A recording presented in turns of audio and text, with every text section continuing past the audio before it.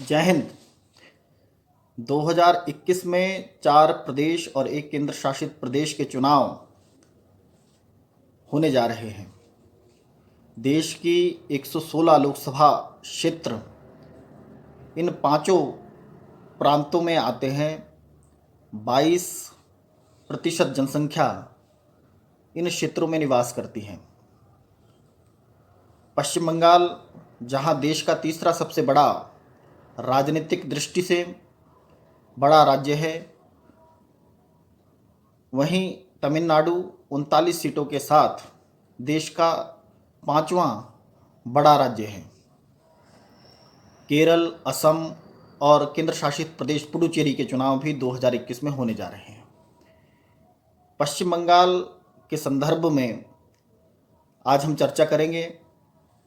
2019 के लोकसभा चुनाव के बाद देश में एक ऐसा वातावरण बना जिसने युगीय सरकारों में एक परिवर्तन करने की ओर इशारा किया। जैसा कि हम सभी जानते हैं, पश्चिम बंगाल में 1947 से लेकर 1962 तक कांग्रेस का एक छत्र राज था। उस समय विधान चंद्र राय पश्चिम बंगाल के मुख्यमंत्री हुआ करते थे। उसके बाद का जो युग बोलते हैं, सिद्धार्थ शंकर रे 1972 से 1977 तक बंगाल के मुख्यमंत्री रहे।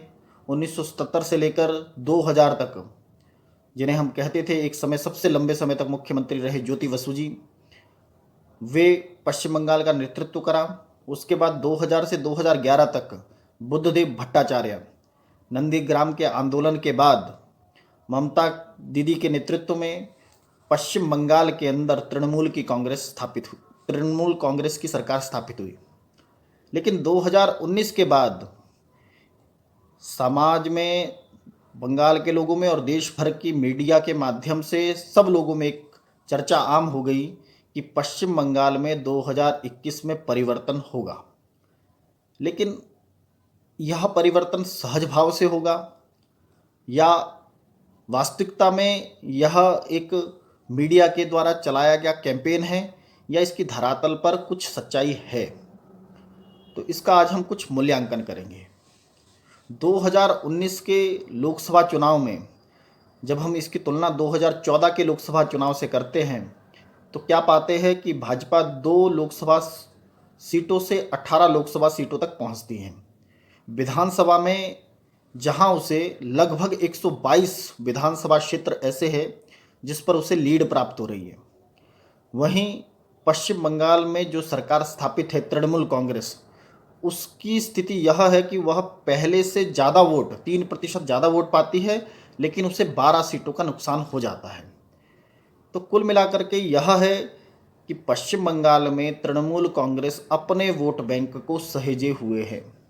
इसके अतिरिक्त इस बार पश्चिम बंगाल के अंदर जो सबसे महत्वपूर्ण चीज़ है, यदि हम भाजपा का बहुत बारीकी से विश्लेषण करते हैं तो भाजपा उत्तरी बंगाल और पश्चिमी बंगाल, इन दोनों क्षेत्रों में बहुत बेहतर प्रदर्शन लोकसभा में करती है। जहां दार्जिलिंग का क्षेत्र, दार्जिलिंग संभाग जिसे हम कहते हैं, जिसमें दार्जिलिंग, उत्तरी दिनाजपुर, जलपाईगुड़ी, कालिम्पोंग और अलीपुरद्वार, ये जो क्षेत्र आते हैं, यहाँ पर भाजपा स्वीप करती है। तो इसका काउंटर जो ममता बनर्जी के इस समय कैंपेन को देख रहे प्रशांत किशोर है, उन्होंने इसका काउंटर देते हुए गोरखालैंड की 2 बहुत महत्वपूर्ण पार्टियां, गोरखा जनमुक्ति मोर्चा और गोरखा नेशनल लिबरेशन फ्रंट के साथ अलायंस करा है। और ये कुल मिलाकर के 28 विधानसभा क्षेत्रों पर बहुत अच्छा प्रभाव रखती है, जहां पर भाजपा को निश्चित तौर पर हानि होगी।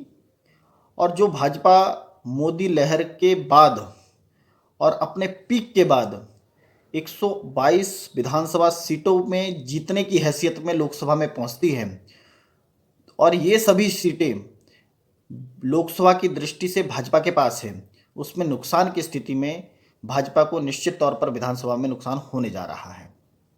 वहीं जब हम बात करते हैं मध्य बंगाल, जिसमें मिदनापुर और कोलकाता का क्षेत्र आता है, तो भाजपा में बहुत सारे तृणमूल के कार्यकर्ता नेता सम्मिलित हुए, जिसमें शुभेंदु अधिकारी एक बहुत विशेष नाम है। आज ममता दीदी ने एक घोषणा करी कि मैं दूसरा निर्वाचन क्षेत्र मेरा नंदीग्राम होगा।